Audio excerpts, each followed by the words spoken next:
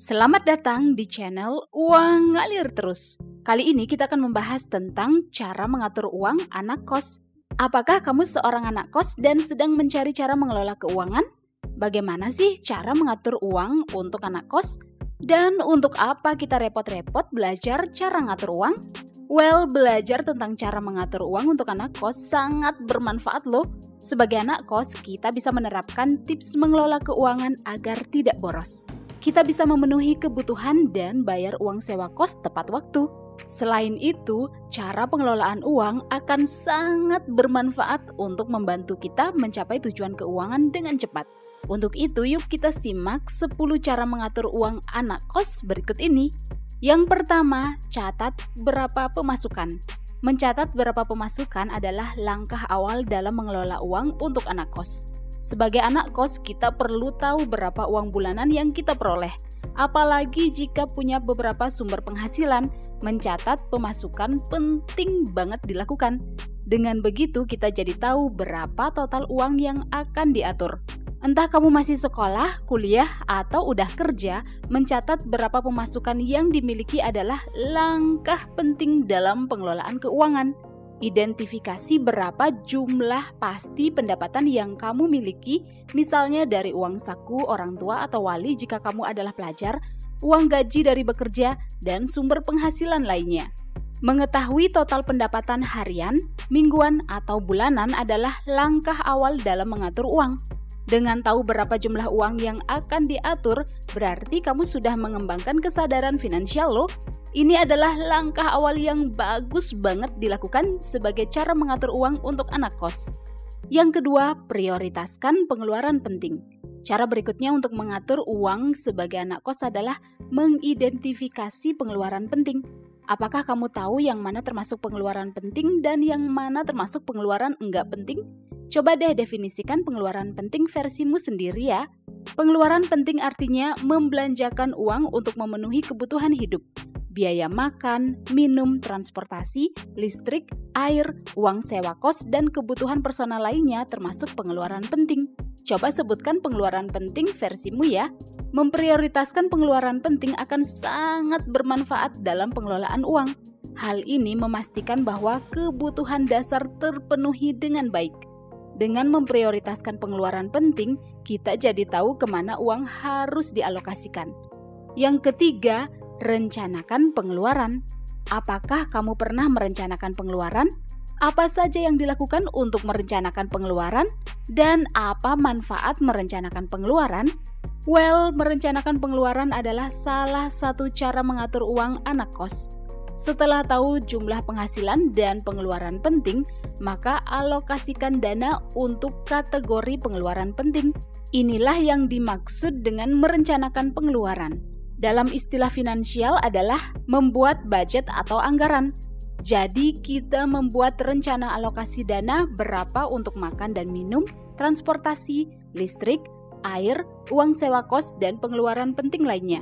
Jangan lupa mengalokasikan dana untuk tujuan menabung dan investasi ya. Dengan merencanakan pengeluaran, kita tahu cara mengatur uang dengan baik sehingga enggak boros. Yang keempat, catat pengeluaran. Setelah merencanakan pengeluaran, cara mengatur uang anak kos adalah mencatat pengeluaran.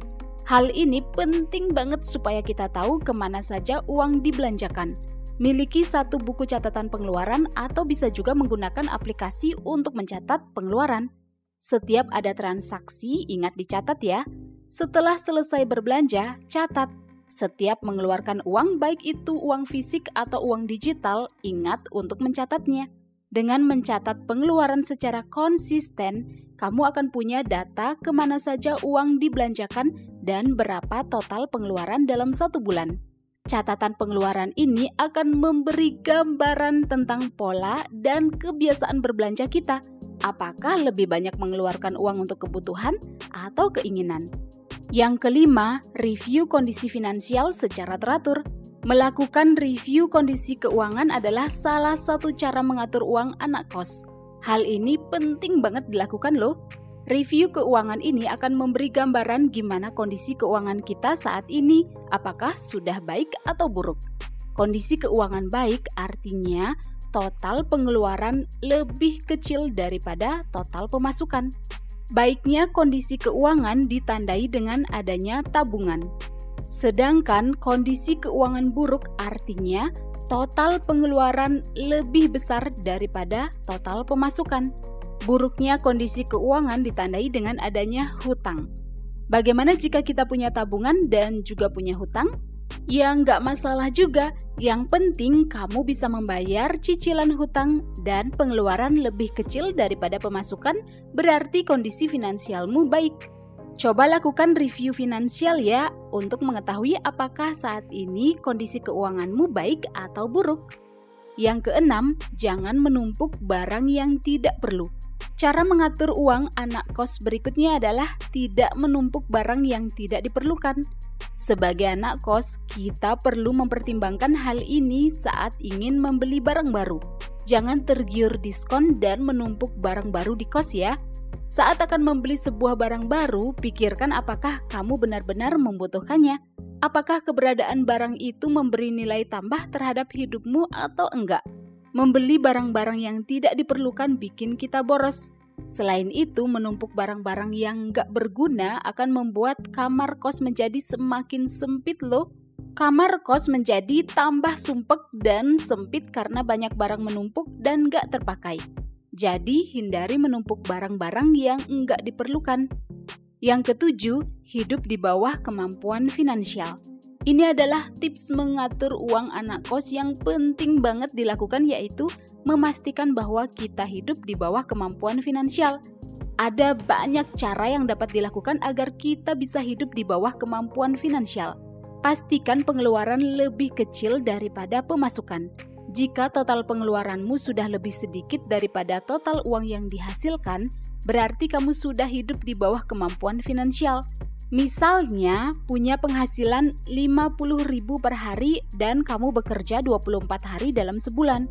Nah, pastikan pengeluaran per hari di bawah Rp50.000 atau di bawah Rp1.200.000 per bulan. Hal berikutnya yang bisa dilakukan untuk hidup di bawah kemampuan finansial adalah hindari membeli barang karena gengsi. Melakukan pembelian karena gengsi hanya akan menghancurkan finansialmu. Misalnya, memaksakan buat nongkrong ikut-ikutan teman beli kopi mahal padahal lagi bokek. Yang kedelapan, hindari berhutang. Cara mengatur uang anak kos berikutnya adalah menghindari hutang. Anak kos biasanya punya dana yang terbatas.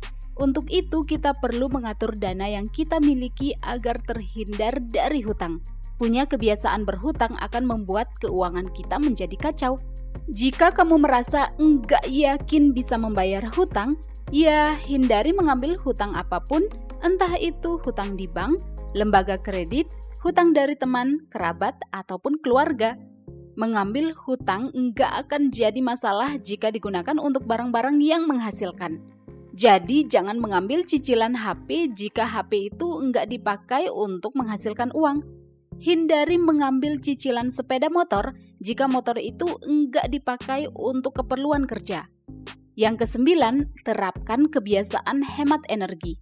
Hal berikutnya yang perlu dilakukan sebagai cara mengatur uang anak kos adalah melakukan kebiasaan hemat energi. Tumbuhkan kebiasaan-kebiasaan untuk menghemat energi yang kamu gunakan di kos. Misalnya, ingat mematikan lampu saat enggak digunakan. Matikan keran air, matikan TV dan alat elektronik saat enggak dipakai, dan lain sebagainya. Kebiasaan menghemat energi ini akan mengurangi biaya tagihan-tagihan. Selain itu, terapkan kebiasaan merawat barang elektronik yang kamu miliki. Misalnya saat ngecas HP, cabut charger jika baterai HP sudah terisi penuh 100%. Usahakan untuk tidak menggunakan HP saat sedang dicas. Cara ini akan membuat HP lebih awet sehingga nggak perlu melakukan pembelian baru dalam jangka waktu lama. Lakukan kebiasaan hemat energi untuk barang-barang elektronik lainnya ya. Yuk kita lanjut ke poin yang ke-10 yaitu negosiasi harga kos atau cari teman sekamar. Hal terakhir yang bisa dilakukan sebagai cara mengatur uang anak kos adalah negosiasi harga sewa kos atau mencari teman sekamar.